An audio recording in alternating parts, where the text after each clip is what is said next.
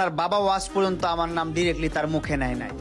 আর আপনার মতো চামচা আমারে নিয়ে যা মন চাই তা বলতেছেন, ভালো হইয়া যান, নাইলে কিন্তু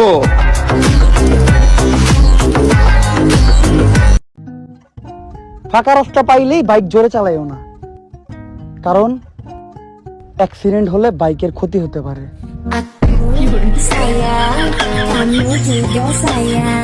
আমি অনেক বেয়াদব, অনেক অ্যারোগেন্ট, আমার সাথে সোসাইটি মিলবে না। আমি সারা জীবন বলছি সোসাইটির এগেইনস্ট, আমি মানি নাই সোসাইটিকে।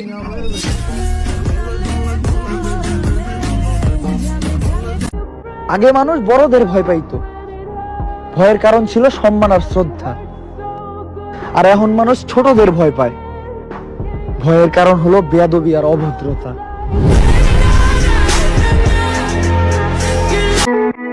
ছোট্ট একটা ভুলের কারণে পড়ে গেছি নিচে, তার কারণে কিছু মানুষ বাইজা গেছে পিছে।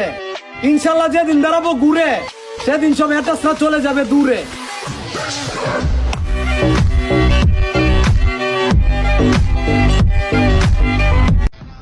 এখন তাদের সময়, তাই তারা উড়তাছে।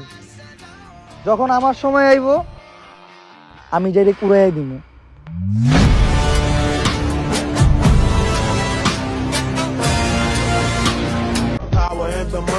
টিকটক করেই তার যাত্রা শুরু। নিজেকে টিকটকার না বলে দাবি করে ইউটিউবের গুরু। আর যখন ভিডিওতে না আসে ভিউ, তখন আমার নামে বদনাম করে কাঁপাইতে আসে ফর ইউ।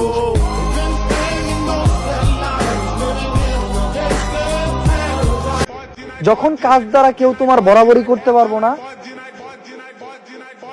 তখনই তারা তোমার সমালোচনা শুরু করবে।